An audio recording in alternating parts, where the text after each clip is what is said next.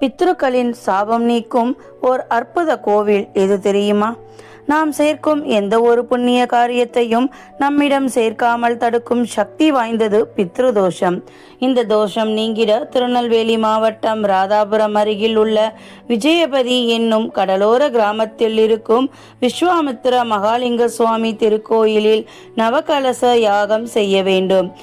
எத்தனையோ பரிகாரங்கள் செய்தும் கடும் தோஷத்தால் அவதிப்படும் ஆத்மாக்களுக்கு ஒரு மாபெரும் வரப்பிரசாதம் இந்த திருத்தலம். நவகலச யாகம் செய்பவர்களுக்கு 64 வகையான தோஷங்கள் நிவர்த்தியாவதாக கூறப்படுகின்றது. வசிஷ்டரின் வாயால் பிரம்ம ரிஷி பட்டம் பெற்றவர் விஸ்வாமித்திரர். ஆனால் அந்த பட்டம் அவருக்கு உடனே கிடைத்து விடவில்லை. கடுமையான தவம் இயற்றிய பிறகே அவருக்கு பிரம்ம ரிஷி பட்டம் கிடைத்தது. ஒரு நாட்டின் மன்னனாக இருந்தவன் கௌசிகன். இவர் ஒரு முறை வேட்டையாடுவதற்காக படை பரிவாரங்களுடன் காட்டுக்கு சென்றான். வேட்டையாடிவிட்டு திரும்பும் வழியில் வசிஷ்டரின் ஆசிரமத்தின் பக்கமாக வந்தான். தன் ஆசிரமம் பக்கமாக வந்த கௌசிக மன்னனையும் படை பரிவாரங்கள் உணவு தந்து உபசரிக்க விரும்பிய வசிஷ்டர் கௌசிகனிடம், உங்களுக்கும் உங்களுடைய படையினருக்கும் நான் உணவு பரிமாறுகிறேன், நீங்கள் உணவு உண்டுவிட்டுத்தான் செல்ல வேண்டும் என்றார். அதற்கு கௌசிகன், எனக்கும் என் படையினருக்கும் உங்களால் உணவு பரிமாற முடியாது. காட்டுப்பகுதியில் ஆசிரமத்தில் தனிமையில் இருக்கும் உங்களால் எப்படி இத்தனை பேருக்கு உணவு சமைத்து பரிமாற முடியும் என்று கேட்டான். முடியும் மன்னா, நீங்களும் உங்கள் பரிவாரங்களும் சற்றே இளைப்பாற அமருங்கள். சற்று நேரத்திற்குள் உங்களுக்கு அறுசுவை விருந்து தயாராகிவிடும் என்றார் வசிஷ்டர். பிறகு அவர் ஆசிரமத்தின் பின்புறம் இருந்த காமதேனுவிடம் சென்று வந்திருக்கும் அனைவருக்கும் அறுசுவை விருந்து தயார் செய்து பணிப்பெண்கள் மூலம் பரிமாற வேண்டும் என்றார். அப்படியே சற்று நேரத்தில் அறுசுவை விருந்து தயாரானது. பரிமாறுவதற்கு பணிப்பெண்களும் வந்தனர். வசிஷ்டரின் ஆசிரமத்தில் இப்படி ஒரு தெய்வீக பசு இருப்பதை கண்ட கௌசிகன், கேட்டதை தரும் அட்சய பாத்திரமான காமதேனு சாதாரண முனிவரான உங்களிடம் இருக்கக்கூடாது, நாட்டின் மன்னனான என்னிடம்தான் இருக்க வேண்டும் என்று சொல்லி அந்த தெய்வீக பசுவை தனக்கு தருமாறு கேட்டார். அதற்கு வசிஷ்டர் மறுத்துவிட்டார். வசிஷ்டரின் மகிமை தெரியாத கௌசிகன் தன்னுடைய படையினரை பார்த்து அந்த பசுவை இழுத்து வருமாறு கூறினான். படையினர் பசுவை இழுத்து வர சென்றனர். அவர்கள் அனைவரையும் எரித்து சாம்பலாகும்படி வசிஷ்டர் சாபமிட்டார். அதன்படி படை வீரர்கள் அனைவரும் எரிந்து சாம்பலானார்கள். வசிஷ்டரின் தவ வலிமையை உணர்ந்து கொண்ட கௌசிகன், தங்களுக்கு எப்படி இந்த வலிமை கிடைத்தது? தங்களைப் போலவே நானும் பிரம்ம ரிஷியாக வேண்டும். அதற்கு நான் என்ன செய்ய வேண்டும் என்று கேட்டான். கடுமையாக தவம் இயற்றினால் மட்டுமே பிரம்ம ரிஷி பட்டம் கிடைக்கும். சுகபோகங்களில் திளைத்த உன்னால் அப்படி கடும் தவம் புரிய முடியாது என்று வசிஷ்டர் சொல்ல, படை பரிவாரங்கள் இல்லாமல் நான் நாட்டுக்கு போவதும் ஒன்றுதான், போகாமல் இருப்பதும் ஒன்றுதான். எனவே நானும் தங்களை போல் கடும் தவம் புரிந்து உங்கள் வாயால் பிரம்ம ரிஷி பட்டம் பெறுகிறேன் என்று கூறிவிட்டு தவம் இயற்ற சென்றான்.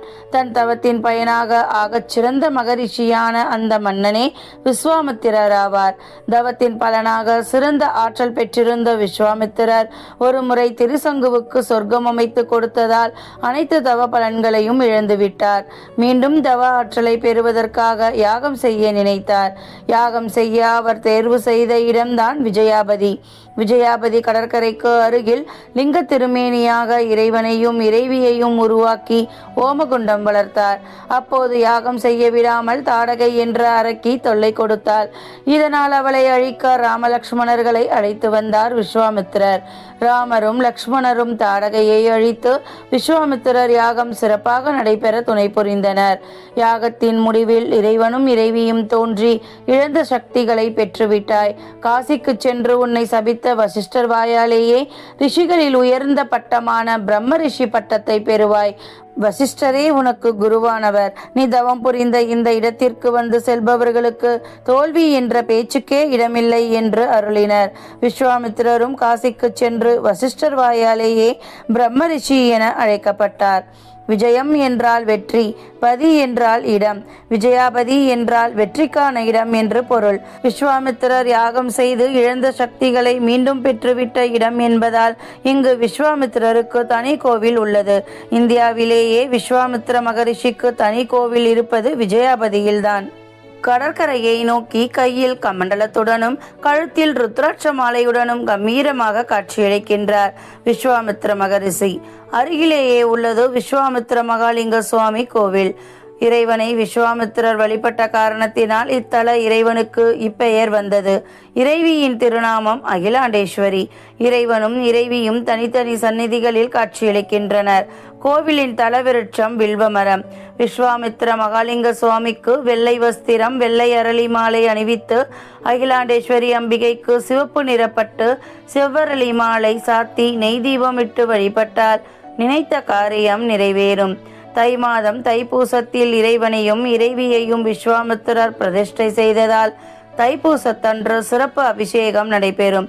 திருநெல்வேலி மாவட்டம் ராமநாதபுரத்தில் இருந்து 10 கிலோமீட்டர் தொலைவில் உள்ளது விஜயாபதி திருத்தலம். விஸ்வாமித்திரர் யாகம் செய்வதற்கு முன்னால் இங்குள்ள விநாயகரை வழிபட்டு விட்டுதான் யாகம் செய்துள்ளார். அதனால் இங்குள்ள விநாயகருக்கு ஓமகுண்ட கணபதி என்று பெயர். கணபதி சந்நிதிக்கு வலதுபுறம் ராமர், இடப்புறம் லக்ஷ்மணர் உருவம் கல்லில் செதுக்கப்பட்டுள்ளது. விஸ்வாமித்திரர் யாகம் செய்த ஓமகுண்டம் தற்போது கிணறு போல காட்சியளிக்கிறது. விஸ்வாமித்திரர் சித்திரை மாதம் அனுஷம் நட்சத்திரத்தன்று யாகமும், மாசி மாதம் உத்திரட்டாதி நட்சத்திரத்தன்று தியானத்தையும் தொடங்கினாராம். விஸ்வாமித்திரனின் ஜென்ம நட்சத்திரம் விசாகம். ஒவ்வொரு மாதமும் அனுஷம், உத்திரட்டாதி, விசாகம் ஆகிய நட்சத்திரங்களிலும் பௌர்ணமி தினத்தன்றும் விஸ்வாமித்திரருக்கு சிறப்பு அபிஷேகமும் புஷ்ப அர்ச்சனையும் நடைபெறுகின்றன. இதில் கலந்து கொண்டால் பித்ருக்களின் சாபம் நீங்குவதாக சொல்லப்படுகின்றது.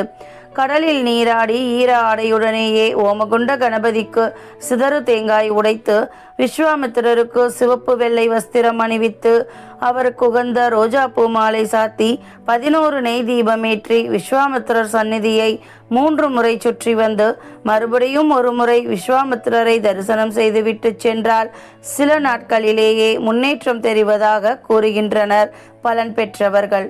பித்ருதோஷம் நீங்க நாமும் விஜயாபதி எனும் கடலோர கிராமத்தில் இருக்கும் விஸ்வாமித்திர மகாலிங்க சுவாமி திருக்கோவிலுக்கு சென்று நவகலச யாகம் செய்து நன்மை பெறுவோம்.